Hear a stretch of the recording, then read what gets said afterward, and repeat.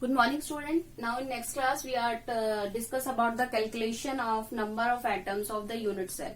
Last class में हमने unit cells पढ़े थे और उस unit cell में हमने पढ़ा था SCC, BCC, FCC और H center पढ़े थे.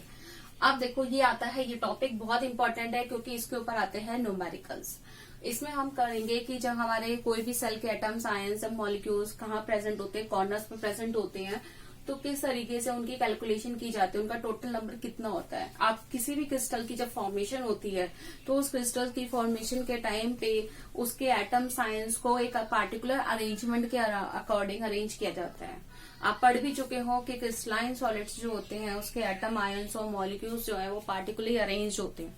अब पार्टिकुलर अरेंज कैसे होते हैं वो इन चारों पे डिपेंड है, एससीसी, बीसीसी, एफसीसी और आपका क्या है एच सेंटर. तो सबसे पहले आता है, इसको डिनोट करते हैं जेड से, नंबर ऑफ एटम. सबसे पहले आता है एससीसी. देखो एससीसी को कैसे करते हैं, आप मान लो मैं बता देती हूँ क्योंकि इसको आप जनरल एग्जांपल से ही समझ सकते हो, इसको 3 डायमेंशन स्ट्रक्चर को ऐसे नहीं समझ सकते. एससीसी में हमारे 8 सेल्स होते हैं क्योंकि 8 कॉर्नर्स होते हैं. उन 8 कॉर्नर्स का कंट्रीब्यूशन होता है 1/8. तो एससीसी का जो नंबर ऑफ एटम्स है वो कितने हैं, जेड इक्वल टू में 1. कैसे, सपोज करो ये 4 रूम्स हैं और ये चारों रूम्स आपस में कनेक्टेड है. ठीक है, अब इन चारों रूम्स का कॉर्नर क्या बन गया, जो ये बन गया. अब देखो यहाँ पे कॉर्नर्स में एक जो सेल रख दिया गया, उस सेल के कितने पार्टीशन हुए, 1 2 3 4 पार्टीशन हुए. अब जितने फ्रंट में पार्टीशन हो रहे हैं उतने ही इसके बैक में पार्टीशन हो रहे होंगे. ठीक है, तो सेल कितना है 1, पार्टीशन कितने हो गए 4 यहाँ और 4 बैक, यानी 8. तो 8 से 8 कर गया, तो एससीसी कितना आ गया 1. सेकेंड है आपका बीसीसी. बीसीसी ले लो, आप अपने क्लासरूम को ले लो, मान लो आपकी क्लासरूम है उसमें एक ही फैन लगा है. ठीक है, अब एक चीज याद रखना, कॉर्नर्स जो होते हैं वो हर जगह होते हैं, फेस जरूरी नहीं, लेकिन कॉर्नर्स, हर सेल के कॉर्नर्स जरूर पाए जाते हैं. तो कॉर्नर्स तो बीसीसी में होते हैं वही जो आपका एसएससी वाला है, प्लस अब आता है बीसीसी के कितने हैं. तो पूरे रूम में मान लो एक ही फैन लगा है, वो फैन किसी से भी अटैच नहीं है, किसी को भी टच नहीं कर रहा. मान लो ये रूम है, इसमें एक फैन लगा दिया गया है, अब वो फैन जो है किसी को भी टच नहीं कर रहा. तो बीसीसी का सेल कितना होता है 1, पर उसका कंट्रीब्यूशन किसी के साथ नहीं है, तो कितना हो गया 1. तो कितने हो गए 1, 1 + 1 2.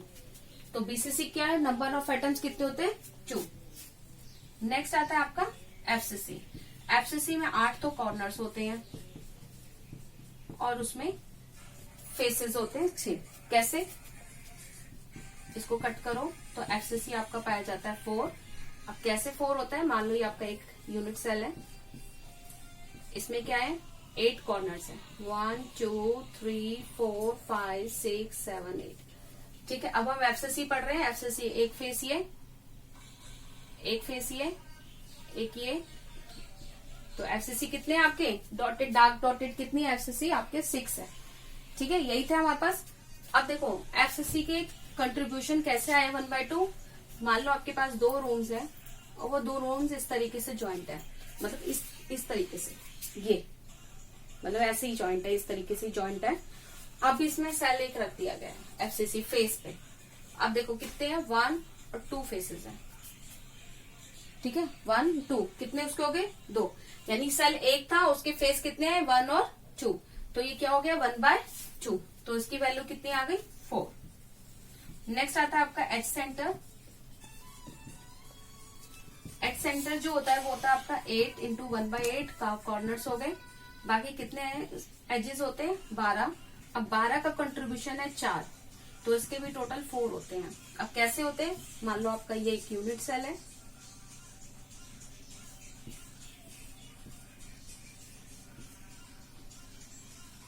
ये हो गया.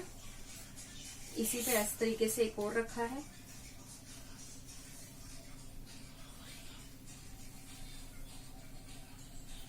अब यहाँ पे एक सेल रख दिया गया इसकी एज पे, तो कितने हो गए 1 2 3 4 हो गए 4. तो सेल कितना था, एक, कितना कंट्रीब्यूशन दिया 4. तो कितने हो गए आपके 4 की जरूरत है, तो 1 + 3 = 9. Clear student. तो ये था आपको कैलकुलेशन नंबर ऑफ टॉप पे atoms. Now we are discussing next class. Thank you.